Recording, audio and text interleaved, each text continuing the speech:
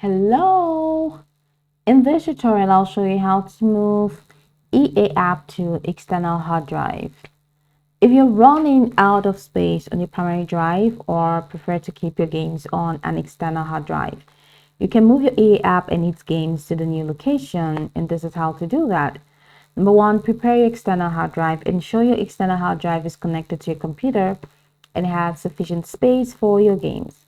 So open the EA app, then go to your library to locate the game that you want to move from the left navigation panel. Then click on the three dots next to the game title. And once you click on the three dots, select Manage. Once you select Manage, select Move Game. Now, once you do that, choose your external hard drive as the new location and confirm.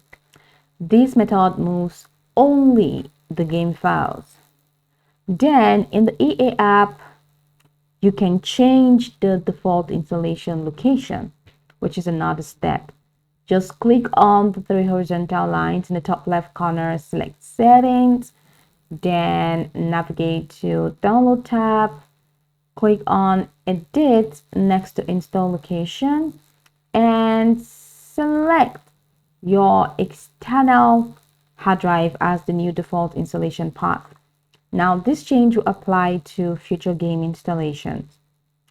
Likewise, you can move the EA app to the external drive. Uninstall EA app from your computer, reinstall the app, but during the installation process, choose your external hard drive as the installation location. Now, this step is optional but recommended for a complete move.